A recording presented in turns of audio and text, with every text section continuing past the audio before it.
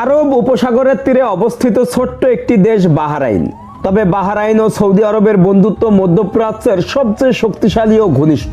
দুই দেশের ইতিহাস, সংস্কৃতি, ধর্ম, অর্থনীতি গভীরভাবে যুক্ত। তবে এই দুটি দেশকে আলাদা করে দিয়েছে আরব উপসাগর। তাই দুটি দেশকে সংযুক্ত করার জন্য সাগরের উপরে তৈরি করা হয় কিং ফাহাদ সেতু। আর এই উপসাগরের মাঝেই পানির উপরে ছোট্ট একটি দ্বীপে দুই দেশের ইমিগ্রেশন, যাকে পাসপোর্ট আইল্যান্ড বলা হয়। এই সীমান্ত দিয়ে সৌদি আরব, সংযুক্ত আরব আমিরাত, কুয়েত, ওমান, কাতারের মানুষেরা বিনা পাসপোর্ট ভিসায় যাওয়া আসা করতে পারে। আজকের ভিডিওতে আপনাদের দেখাবো বাহরাইনের বর্ডার, সাথে আরব উপসাগরের সৌন্দর্য। তাই ভিডিওটি শেয়ার করে সম্পূর্ণ দেখার অনুরোধ রইল। সৌদি আরব এন্ড গাইজ, আজকে আমরা যাব বাহরাইনের বর্ডারে, মানে দাম্মাম, রিয়াদ থেকে। একবার ভাবেন যে সৌদি আরবের সাথে কত দেশের বর্ডার এবং সীমান্ত, সেই সাথে দুই পাশে কিন্তু এরকম মরুভূমি। ভাই শুধু দেখেন মরুভূমির কালারটা, যে মরুর বুকে এরকম রাস্তা। সেই সাথে আজকে আমাদের সাথে আছে হচ্ছে টাঙ্গাইলের ভাইয়া এবং নরসিংদী, মানে আমরা সবাই হচ্ছে বাংলাদেশি, এবং ভাইয়ারাই আমাকে নিয়ে যাচ্ছে সেই বাহরাইনের বর্ডার। দাম্মামের সাথে হচ্ছে আপনার অনেক দেশের বর্ডার, যেমন ওমান, কাতার, আরব আমিরাত, মানে দুবাই, এরপরে বাহরাইন। তবে আজকের ভিডিওতে আমরা দেখাবো বাহরাইন বর্ডার। এখন দাম্মাম থেকে বাঘ আছে আর কি। দাম্মাম যাওয়ার পরে ওখান থেকে আপনার বাহরাইন আছে, দুবাই আছে, কুয়েত আছে, আবুধাবি, ওমান, বিভিন্ন আছে।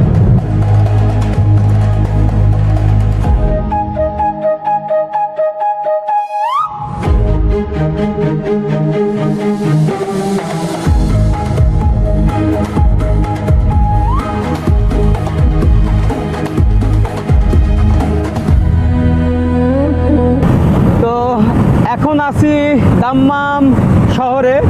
তো এখান থেকে আপনার বাহরাইন বর্ডার 50 কিলোমিটার। তো আমরা এখন বাহরাইনেই যাচ্ছি। তো দেখি, আচ্ছা বাহরাইনে কি ভিসা লাগে যাইতে? ওইখান থেকে পাসপোর্ট লাগে। আচ্ছা পাসপোর্ট সৌদি আরবদের তো লাগে না? না, সৌদিদের লাগে।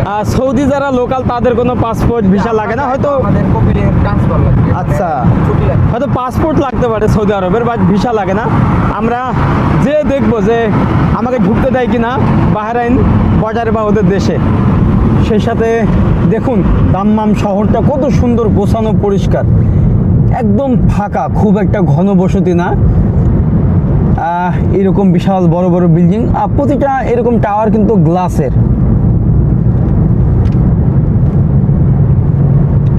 গ্রিন ভিউটা কিন্তু দেখার মতো। ভাইয়া আপনি গেছেন কখনো বাহরাইন? হ্যাঁ, বাহরাইন গেছি দুইবার। দুইবার? বাহরাইন যাই নাই, বাস বাহরাইন চেকপোস্টে গেছি। চেকপোস্ট। উস্তাদ গেছেন নাকি বাহরাইন? নাসির ভাইও? বাহ, তিনজনে একসাথে গেছি। তিনজন। তো আজকে তিনবার। আচ্ছা, ভাইয়ারা হচ্ছে দুইবার গেছে, এবার গেলে তিনবার হবে। তো আমি অনেক এক্সাইটেড। যখনই সৌদি আরবে আসছিলাম রিয়াদে, আমার অনেক ইচ্ছা ছিল যে বাহরাইনটা দেখব, মানে একদম উপসাগরের পাশেই যে গলফ এরিয়া, তো ওখানেই। ও, এটা কিন্তু দারুণ লাগতেছে। হ্যাঁ, কি প্ল্যানিং সৌদি আরবে। সবচেয়ে ভালো হয়েছে রাস্তাঘাটে।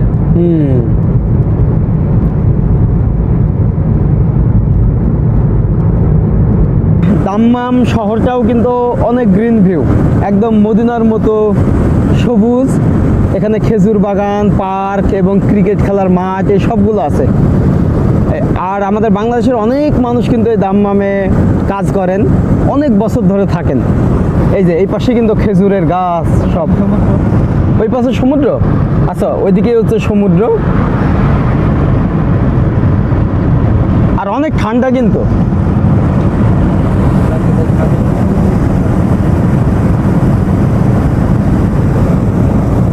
অবশেষে এখন প্রবেশ করতেছি সেই বাহরাইন ব্রিজে, এবং এটার নামকরণ করা হয়েছে সৌদি বাদশার নামে। তো এখানে এখন টোল দেওয়া লাগবে আমাদেরকে। এই যে যাব 9181। তো কি সুন্দর এই ব্রিজটা, 25 কিলোমিটারের দীর্ঘ এই ব্রিজ। খরচ হয়েছে বাংলাদেশি টাকায় 13,000 কোটি টাকা। এবং এই ব্রিজের নামকরণ করা হয়েছে কিং আব্দুল আজিজ আল সৌদ, মানে সৌদির বাদশার নামে নামকরণ করা হয়েছে। আর এই পাশেই হচ্ছে আরব উপসাগর। তো আমরা এখন উঠতেছি ভাই। এই ব্রিজটা পার হলেই বাহরাইন নামের আরও একটা দেশ, এবং আমাদের বাংলাদেশের অনেক জেলার থেকেও ছোট একটা দেশ। মানে আমার মেহেরপুর জেলা বাংলাদেশের সব থেকে ছোট জেলা, মেহেরপুরের থেকেও ছোট একটা দেশ হচ্ছে এই বাহরাইন, যেখানে 15 লক্ষ মানুষ বসবাস করে। ও রে, কি ভিউ দেখুন। এই ব্রিজটা শুধু দুইটা দেশকে সংযুক্তই করে নাই, দুইটা দেশের অর্থনৈতিক, দুইটা দেশের মানুষের কাজ এবং ব্যবসায়িক এছাড়া পর্যটকদের একত্রিত করছে। তাহলে ভাবেন, এবং এই ব্রিজটা 25 কিলোমিটারের লম্বা, যেখানে আমাদের পদ্মা সেতু কত 6 কিলোমিটার, এবং পদ্মা সেতু করতে কত খরচ হয়েছে প্রায় 34,000 কোটি টাকা। যদিও কারণ আছে, কারণ আমাদের যে পদ্মা নদীর যে স্রোত, এবং সেখানে অনেক খরচ হবে, এটা স্বাভাবিক। বাট এই 25 কিলোমিটারের ব্রিজটা করতে, এটা কত লেনের, 4 লেনের করতে খরচ হয়েছে আপনার বাংলাদেশি টাকায় 13,000 কোটি টাকা। সামনে কি স্পিড ব্রেকার নাকি? এই যে, ও এই পাশে হচ্ছে একটা স্পিড বোট দেখতেছি বাবা। এই যে, আর সূর্য মামা এখন অস্ত যাচ্ছে। ও, অনেক পর্যটক আসে এই ব্রিজটা দেখার জন্য এবং বাহরাইন দেখার জন্য। সত্য বলতে, এই যে আপনার আরাবিয়ান গলফ, সি মানে সাগর, গলফ মানে উপসাগর, এই উপসাগরের যে দেশগুলো, গলফ কান্ট্রিগুলো যাদের বলা হয়, আপনার হচ্ছে আরব আমিরাত, কাতার, কুয়েত, আপনার হচ্ছে বাহরাইন, ওমান, তারপরে এই যে সৌদি আরব। তো আমার খুব ইচ্ছা এই গলফ কান্ট্রিগুলো ঘোরার, বাট এখন একটু মানে দেশের পরিস্থিতি ভালো না, আপনারা অনেকেই জানেন। ইরান, এই দেশগুলোর সাথে একটু ঝামেলায় আছে এখন ইসরায়েল, তো যার কারণে অনেক সময় ফ্লাইট বন্ধ হওয়ার সম্ভাবনা থাকে আর কি, এবং ভিসার ক্রাইসিসটাও আছে। ও, এখানে একটা দ্বীপ হচ্ছে বাহরাইনের ইমিগ্রেশন, যে 33টা দ্বীপ নিয়ে এই দেশটা। এই দেশে অনেক দ্বীপ আছে, ছোট ছোট মালদ্বীপের মতো, এবং খুবই ছোট্ট একটা দেশ, মাত্র 15 লক্ষ মানুষের বসবাস, যেখানে আমাদের ঢাকায় বসবাস করে 3 কোটি 4 কোটি মানুষ। একদম এই সাইড দিয়ে যাইতে দেয় না, এই সাইড দিয়ে একটু উপসাগরটা দেখাই। এই যে দেখেন পানি, শুধু দেখুন যে পানির কালারটা। চলে আসলাম বাহরাইন। বাহরাইন ঘুরতে অনেক ভালো লাগে, তাই প্রতি বছরের ছুটির সময় সুযোগ পেলে বাহরাইন চলে আসি। আমরা ভাই বেড়াত যারা আছে এখানে থাকে, ওদের সাথে দেখা করি, ঈদ উদযাপন করি। এখানে বাংলাদেশি মানুষ থাকে, বিভিন্ন ধরনের পেশা। বাংলাদেশি মানুষ থাকে বলতে ইমিগ্রেশন অনেক মানুষ থাকে না, এয়ারপোর্টে কাজ করে না, পড়ছে, তো এমন থাকে। তো বাহরাইন আসার কারণ হচ্ছে আপনার এখানে দাম্মাম আসি আমরা। দাম্মাম হচ্ছে একটা পর্যটক এলাকা। তো সিটি থেকে আমরা বছরে ছুটি পাই 5-6 দিন, তো ভাই ব্রাদার সবাই থাকে, যদি আসি তো ভালো লাগে, সবার সাথে দেখা হয়। আর সবচেয়ে কথা বাহরাইন দেশটা অনেক সুন্দর, আর দু দেশের মাঝে এখানে 25 কিলোমিটার দূরত্ব সমুদ্র করা হয়েছে। এখানে দুই দেশে এই ব্রিজটা স্থাপন করে। তারপর দু দেশেরই সবচেয়ে সৌন্দর্য হয়েছে এই দেশের এই ব্রিজ পার হলে ইমিগ্রেশন, এর চেয়ে সৌন্দর্য আর কোনো কিছু নাই। তো এখানে শৃঙ্খলার নিয়ম কারণ অনেক সুন্দর। আর বাহরাইন না আসলে আপনারা বুঝতে পারবেন না যে বাহরাইন ইমিগ্রেশন সৌদি থেকে কতটা সৌন্দর্য। তো পিছনে হচ্ছে বাহরাইনের বাস, এটা কিন্তু এখন বাহরাইনে চলে যাবে ভাই। আরে যে কিংডম অফ বাহরাইন, এটা হচ্ছে মসজিদ, মানে একদম দুই দেশের ইমিগ্রেশন, মানে সীমান্তে হচ্ছে এই মসজিদটা। আর কি সুন্দর দেখুন। আর এই পাশ দিয়েই আমাদেরকে যাইতে হবে, এখানে হচ্ছে সব কিছু ইন্ডিকেট করা আছে। তো যাওয়ার রাস্তাটা হচ্ছে এরকম, ওইদিকে হচ্ছে আপনার ইমিগ্রেশন, এগুলো হচ্ছে সব বাহরাইন থেকে আসতেছে। এই যে দেখেন, এই গাড়িটা কিন্তু বাহরাইনের, এবং বাহরাইনের এরা হচ্ছে মনে হয় এয়ার হোস্ট। আমরা বর্তমানে বাহরাইনে। ও আমরা এখন বাহরাইন আছি। বাহরাইনে সৌদির মানুষ আছে এখানে। আচ্ছা, এটা হচ্ছে বাহরাইন। আর এদিকে সব গাড়িগুলো যখন যায় তখন এখানে ইমিগ্রেশনটা হয়। গাছ আছে, দেখেন যে কি চমৎকার এই গাছগুলো, এই মরুভূমির ভিতরে এই গাছগুলো হয়। এই যে মস্কো। তো যদি একটু দেখাই আপনাদের। ওয়ালাইকুম আসসালাম, কি অবস্থা? কি বাংলাদেশ? হ্যাঁ ভালো আছি, ভালো আছি। এখানে থাকেন নাকি? আপনি এখানে থাকেন? আচ্ছা, মানে ইমাম সাহেব মসজিদ। আচ্ছা, তো আমার বাংলাদেশি ভাই হচ্ছে এই মসজিদে থাকেন, একবার ভাবেন। বাহ, আমার তো খুব ভালো লাগতেছে ভাই। তো আমরা একটু মসজিদটা দেখাই যে আল্লাহর ঘর কি সুন্দর দেখেন। এখানে কি বাহরাইন আর হচ্ছে সৌদি আরবের একদম বর্ডার? এটাই বর্ডার। তো দুই দেশের মসজিদ এটা? না না, বাহরাইনটা ওই সাইডে আছে। বাহরাইনের এটা সৌদি সাইড। বাহরাইনের মানুষ এসে এখানে নামাজ পড়ে না? অবশ্যই অবশ্যই। বাহ, তো কেমন লাগে এখানে থাকে, এই যে আপনি উপসাগরের মাঝখানে আছেন? আছি আলহামদুলিল্লাহ ভাই, 9 বছর হয়ে গেছে এখানে। এইখানেই? জি। বাহ, 2017 সাল থেকে এখানে আছি। 2017 সাল। বাংলাদেশের কোথায় বাসা? টাঙ্গাইলে। টাঙ্গাইলের মানুষ আছে তো আমার সাথে একটা। যাক, ভালো লাগলো। তো আমি এখন আপনাদেরকে একটু মসজিদটা দেখাই। এত সুন্দর, এত চমৎকার আল্লাহর ঘর যে এই ভিতরে প্রবেশ করলেই ভিতরটা ঠান্ডা হয়ে যায়। আর এখানে সব প্রতিটা বাক্সতেই হচ্ছে কোরআন শরীফ আছে। সব দেশের কোরআন আছে? হ্যাঁ, বাংলাদেশি, উর্দু। সামনে হচ্ছে আরাবিয়ান গলফ, মানে যেটা হচ্ছে আরব উপসাগর। যখন এই বাহরাইন এবং সৌদি ইমিগ্রেশনে আসবেন তখন দেখবেন যে এরকম মানুষজন সব এখানে বসে থাকে, খাওয়া দাওয়া করে। কি চমৎকার লাগতেছে। এবং অধিকাংশ দেখলাম সব বাংলাদেশি ভাই। আর রাস্তাটা দেখুন, একদম আরাবিয়ান গল্পের পাশ দিয়েই কিন্তু এরকম রাস্তা চলে গেছে। তো এই যে এইখান থেকে আপনাদেরকে একটু দেখাই।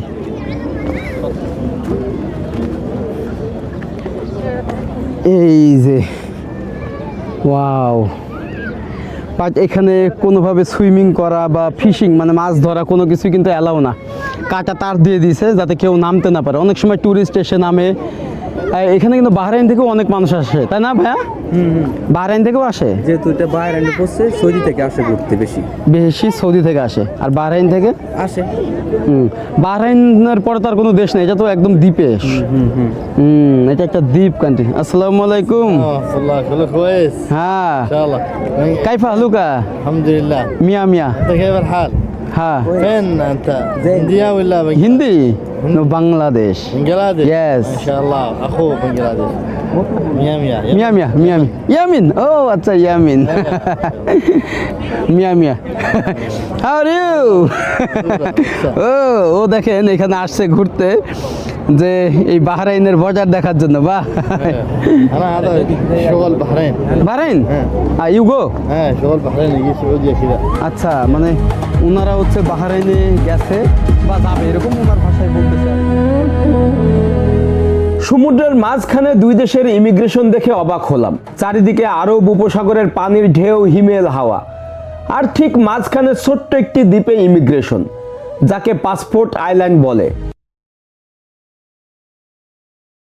কারণ সৌদি আরব ও বাহরাইন নামক দুটি দেশকে আলাদা করে দিয়েছে এই উপসাগর। তাই আরব উপসাগরের উপরেই সৌদি আরব ও বাহরাইনকে সংযুক্ত করার জন্য যৌথভাবে তৈরি করা হয় এই সেতু, যার নাম কিং ফাহাদ সেতু। এখানকার মানুষেরা খুব সহজেই দুই দেশে যাতায়াত করতে পারে। এমনকি আরবের লোকাল মানুষেরা গাড়ি নিয়ে অনায়াসে বাহরাইনে যেতে পারে। এছাড়া সংযুক্ত আরব আমিরাত, কুয়েত, ওমান, কাতারের মানুষেরা বিনা পাসপোর্ট ভিসায় যাওয়া আসা করে। অন্যদিকে বাহরাইনের মানুষেরাও সৌদিতে বিভিন্ন ব্যবসা বাণিজ্যিক কারণে অনায়াসেই সৌদি ভ্রমণ করতে পারে, যাদের কোনো পাসপোর্ট ভিসার প্রয়োজন হয় না। মূলত এই দেশগুলোকে বলা হয় গলফ কান্ট্রি, মানে আরব উপসাগরীয় দেশ। তবে অবাক হলাম, ইমিগ্রেশনের চারিদিকে সাধারণ মানুষের জন্য উন্মুক্ত করে দিয়েছে। সুন্দর রাস্তা, নামাজের জন্য মসজিদ, ফুলের বাগান, আড্ডা দেওয়ার জন্য পার্ক, সবকিছুর সুবিধা রয়েছে এখানে। তবে মজার বিষয় হলো, এই দ্বীপ থেকে খালি চোখে দেখা যায় আরব উপসাগরের তীরে বাহরাইন নামক ছোট্ট দেশটি। ইচ্ছা ছিল সৌদি থেকে পর্যটক ভিসা নিয়ে বাহরাইনে চলে যাব, এই দেশটা ঘুরে দেখব, কিন্তু সৌদি থেকে বাংলাদেশি পর্যটকদের ভিসা দেওয়া হয় না। এমনকি বর্তমানে বাহরাইন সরকারও বাংলাদেশি পর্যটকদের ভিসা দেওয়া বন্ধ করে দিয়েছে। তবে সৌদিতে থাকা বাংলাদেশি প্রবাসীরা আকামা দিয়ে বাহরাইনে ভিসা করে যেতে পারে। আর বিশেষ করে পর্যটকদের কাছে কিন্তু কোনো টাকা নেওয়া হয় না, যখন গাড়ি ঢোকে তখন হচ্ছে 20 রিয়াল করে নেওয়া হয়, 25 রিয়াল করে নেওয়া হয়। তো এমনি পর্যটকের কাছে আর কোনো টিকিট বা এই ধরনের কোনো সিস্টেম নাই। রাতে কিন্তু আবার এই লাইটিংগুলো জ্বালানো হয়, তখন কিন্তু রাস্তাটা অনেক সুন্দর লাগে। বন্ধু ভাই, পাকিস্তান? আসসালামু আলাইকুম। কেমন আছে? ভালো আছে? ভালো আছি। কি অবস্থা ভাই? তো দেখেন আমার পাকিস্তানি ভাইরাও আসছে, কি এনজয়। बांग्लादेश जाएगा इंशाल्लाह इंशाल्लाह। अल्लाह हाफिज़। अभी तो डायरेक्ट फ्लाइट भी हो गया। पाकिस्तान आओ। मैं पाकिस्तान 3 महीने घूमा, गिलगित बाल्टिस्तान, हुंजा, स्कार्दू, पेशोवर, खैबर पख्तूनख्वा, इतना अच्छा जगह সব। আল্লাহ হাফেজ। তো অবশেষে আমরা বাহরাইন বর্ডার থেকে এখন ব্যাক করতেছি সৌদি আরবে, এবং এই যে গাড়িগুলো যাচ্ছে সব বাহরাইনের গাড়ি, সৌদি আরবে প্রবেশ করতেছে। এই যে বড় বড় লরিগুলো সব দেখেন। আর এই ইমিগ্রেশনটা চারিপাশেই কিন্তু আপনার আরাবিয়ান সি, মানে হচ্ছে যেটা উপসাগর। আর এখন এই ব্রিজ পার হয়েই চলে যাব সৌদি আরবের দাম্মাম শহরে। ভাই দাম্মাম থেকে আমরা রিয়াদে যাওয়ার পথেই প্রচণ্ড বৃষ্টি, আর সামনে প্রতিটা গাড়ি হচ্ছে ইমার্জেন্সি দিয়ে যাচ্ছে।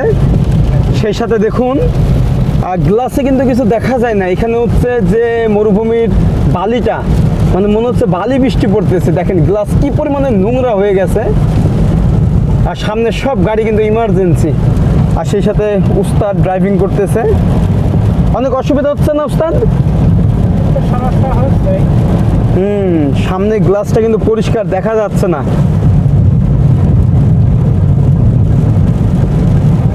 এবং গাড়িগুলো এখন সব কত 40 থেকে 50 বা 60 স্পিডে চলতেছে, এরকম একটা ব্যাপার। 140-এর রোড।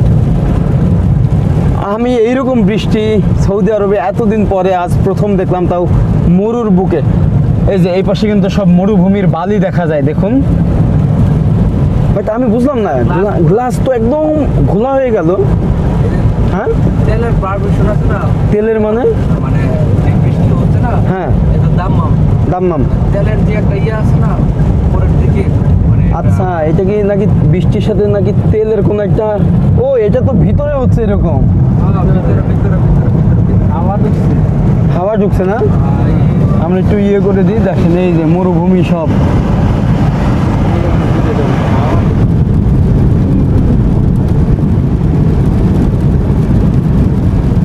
আমরা ভাবি যে এখানে বৃষ্টি হচ্ছে না, বৃষ্টি হলেও কিন্তু অনেক প্রবলেম। এই রাস্তাগুলো 140-120 স্পিডের রাস্তা,